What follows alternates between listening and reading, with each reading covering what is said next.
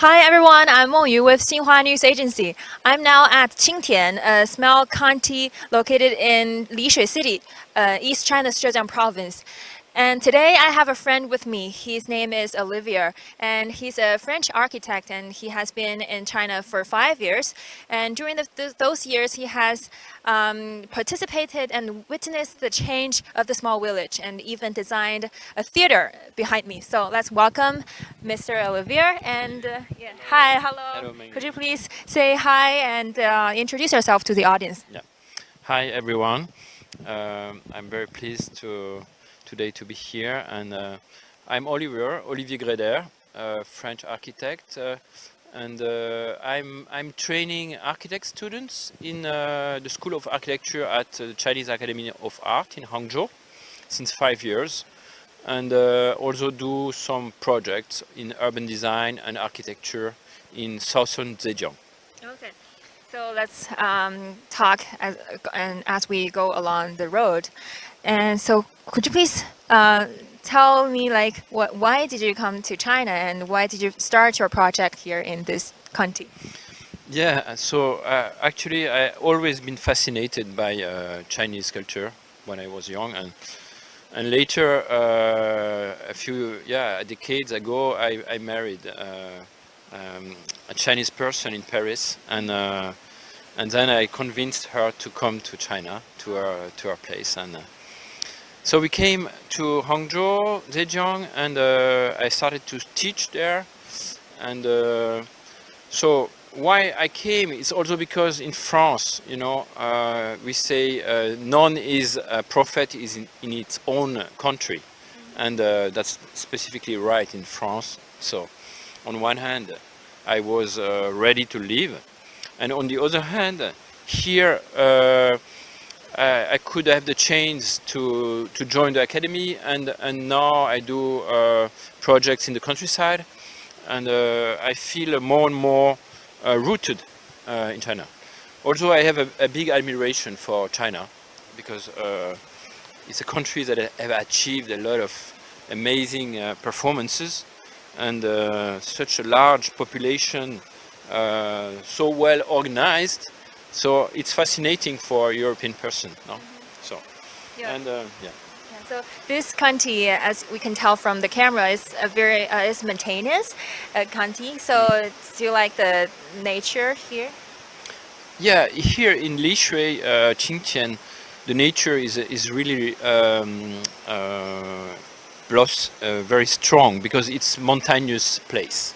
You have 80% mountain and rivers.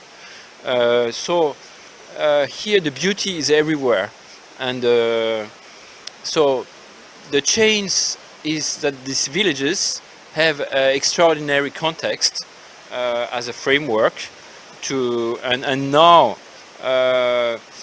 we try to give birth to a new destiny for these villages in the mountain.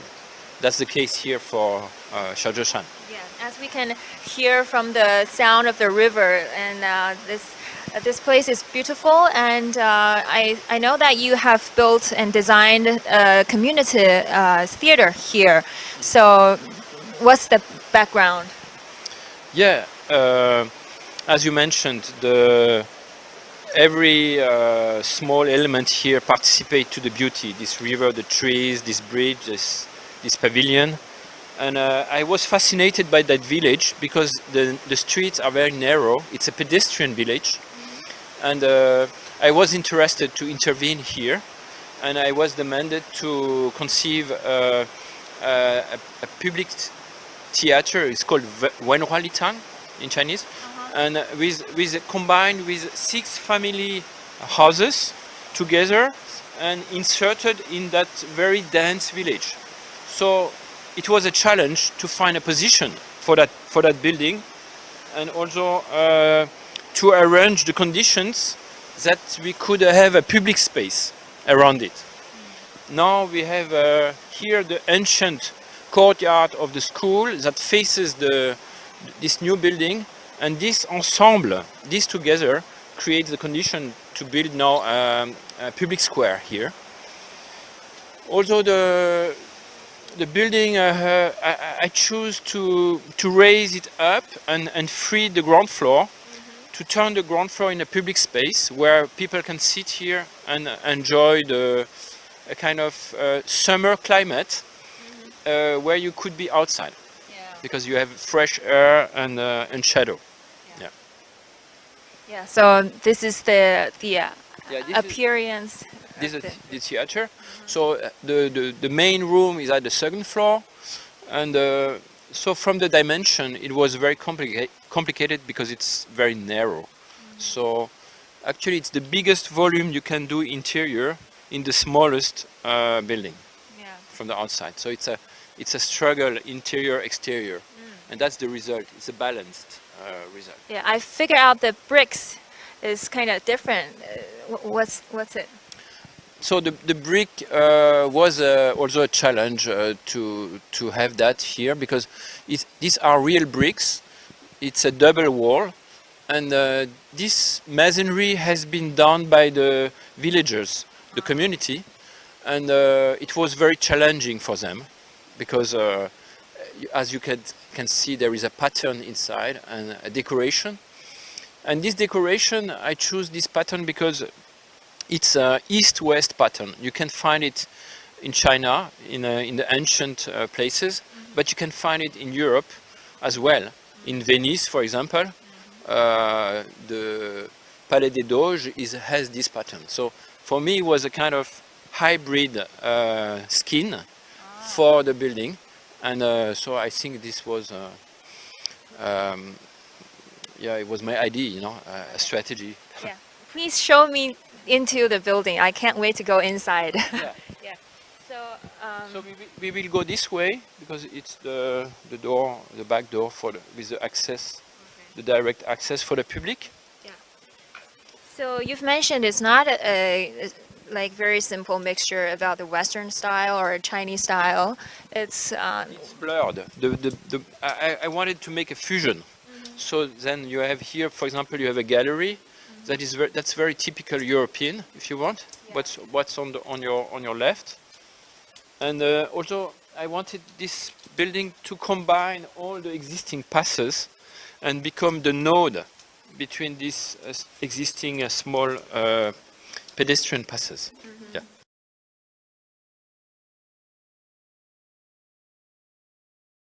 We have 4 floors. The first floor is the ground floor dedicated to the public outside. The second and the third are the room, the meeting room. The meeting hall, and the 4th floor is the office. yeah. So here we enter the theater. Yeah. Yeah. And we can hear from the echo. Yeah, it's empty, and that's why the echo is so strong.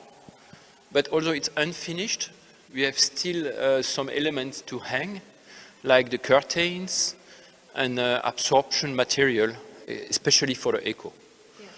Yeah. I don't know architecture, but I think it's beautiful.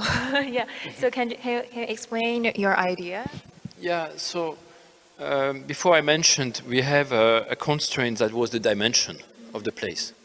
So this wideness we have here is actually the more you can do here, and the length also is limited. So I imagine that we had to develop this theater more in vertical, more in 3D, with a balcony, which is actually a classical way of doing. Also in China, we have many theaters that are like that. Maybe 30 years before, 40 years before, we were doing that in China. So this building actually has used traditional elements from the past, elements from China, elements from Europe. It's a mix, and the combination as a result is like that. Here you have this curved window that refer to 19th century cultural building in Europe, for example, has this kind of. Okay. So and I figured out this place. Is it convenient for people to sit or? Yeah. Exactly. Yeah. Exactly that. It was also an idea to find a way to use every single part of the wall and the space because it's limited in size. So to have the 200 person inside that room, the wall has also to become inhabitable. And as you mentioned, we can sit, we can put a glass, it's reasonable. We can participate to the performance and yeah, it's this idea. I know that in this village there are approximately 200 people. So the capacity overall is like how many? Yeah, the right now people can enter that building, all of them. Yeah, but if there are more, they need to find maybe a system, alternate system. But now it matches the demand from now. So this provides a place for people to do cultural activities. Yes, all kinds of, also meetings, also sports, winter sport, or even Chinese practices like Tai Chi or things like that can be. So I think this place is multifunctional, and I hope will satisfy the life of the community here. And What kind of things do you think this place will bring to the villagers? I think maybe a feeling of belonging to the same clan, because it's this village is also a big clan. No, and so it's maybe the house of this big family. Because now family clan houses we don't have so many anymore, and it's the family clan house for the future, not from the past. It's for the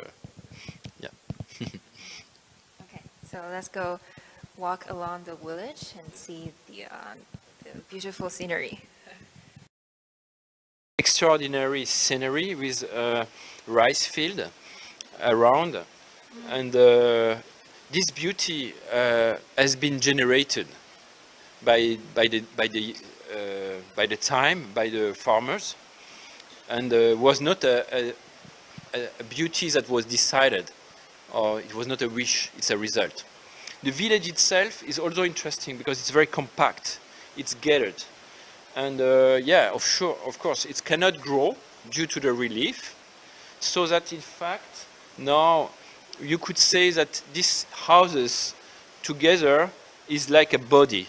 You know, you have a feeling of something united. Yeah. It's a very this sense of united houses and village is very strong here. And here you see the ground floor will offer many directions to connect with these different passes. I don't know if you want to take a look to a little bit on the outside, because the streets, the wideness, as I mentioned before, is so narrow that it remembers me some middle-aged villages in France. We have this kind of, and I think this is a richness that we need to preserve and to protect. Yeah. The structure of the village, when we modernize, rejuvenate, and we need to pay attention to that. It's not only to change the facades, it's also to maintain the size of these streets. Yeah. And this is quite difficult to do because of different rules, regulations, but if it's a target for everyone, maybe we can do it. Yeah. Okay, so here I see a villager here, and let me ask something about him. Yeah. Hi, hello. Yeah. Yeah. 你好，你好。您可以先对镜头介绍一下您吗？好，我呢是土生土长的小竹山乡魁山人，我们从小就在这里长大，这个地方哈，以前我们是很穷的一个地方。Mr. Zhou is a villager in this town, and he said he was growing up in this village, and when he was young, this place was remote and poor, so relatively poor. So they most of the villagers go out to do business to earn money. 那么通过在外面做生意啊，开公司啊，这么很多的乡贤出去以后啊，都赚了钱，赚了钱呢，就是有一个就是家乡的情结跟家乡的情感，就是为了回来支持我们家乡发展，所以说呢，我们乡贤呢，大家各自出力啊，出钱，在这里为了建设我们新农村，啊，么就搞那个乡村旅游。那么乡村旅游的话呢，我们自己建好以后搞成一个公司，叫花雾云田啊，注册一个公司叫花雾云田。花雾云田公司成立以后，那么我们就开始搞有菜花庄园，把有菜花庄园打造起来以后呢，又建了这个悬崖这个梯田咖啡吧，啊，然后呢就建那个悬崖的一个小火车，啊，滑道还有滑漂等等之类的，这个跟农旅结合啊在一起的这样的一些旅游设施，那么带动了乡村的很多的这种就是这个农家乐，啊，这个叫有的开农家乐哈，有的嘛就是搞这个民宿啊，那带动他们的这个支付，所以说呢，现在的农村的面貌呢大改变了哈，变了大样，那么越来越漂亮。那么每家每户呢也发展起来了啊，大家都带动他们致富了。那么外面的赚钱回来投资，那么家乡现在自己也本身也可以带动他们有工作啊，有事情做啊，也有这个每家每户又有收入啊，这样是比较挺好的。现在，It's too long. I don't know whether my memory goes well, but I will try to translate briefly.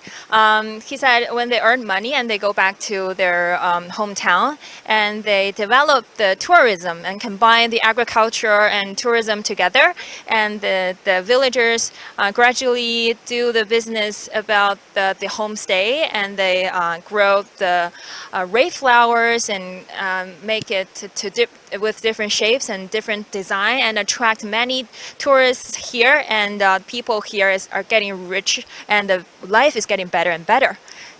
所以就是我刚刚大致翻译了一下，就是所以听下来之后是您见证了整个小村子从一个偏远穷苦的一个地方，然后靠双手打拼的地方，慢慢的变成了一个大家通过发展旅游业，然后越来越富有，是这样的一个情况。是的，好，谢谢。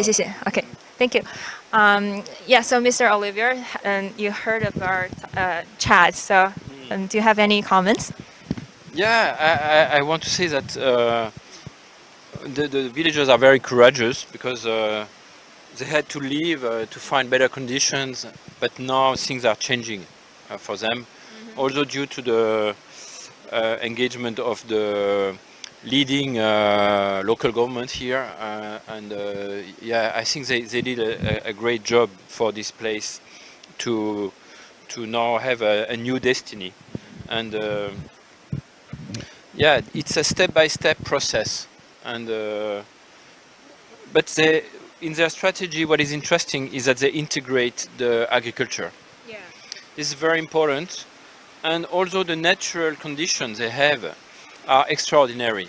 So as long as they respect the landscape, as they respect the natural environment, I think their development will be harmonious and will be good. Yeah. So China has done a lot, has done many efforts to do the poverty alleviation. So what do you think of this kind of efforts, and what do you think of Chinese fight against poverty?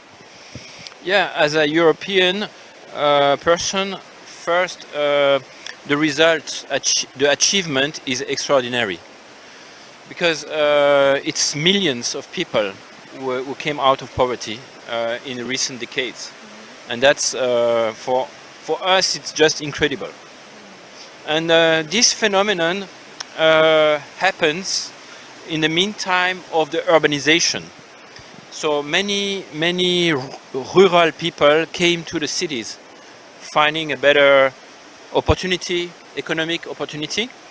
So I think this achievement is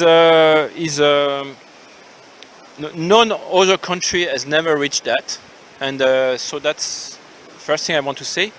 The second thing is maybe that now that the urbanization is done in China, it's the good moment to try to think how to make things more sensible, to give to the landscape more attention.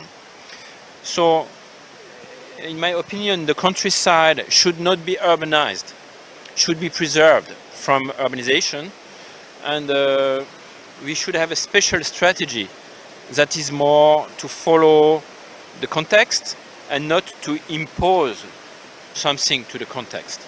Yeah. So to conclude, is to keep it at what it is and then take actions, right? Yeah, absolutely. It's to identify the amazing potential of what is offered by the nature, and yeah, take action. Be engaged in a process that is respectful from the environment. Now, step by step, things are implemented, and I think, yeah. Also, when you do a project in real, what is difficult is to execute it.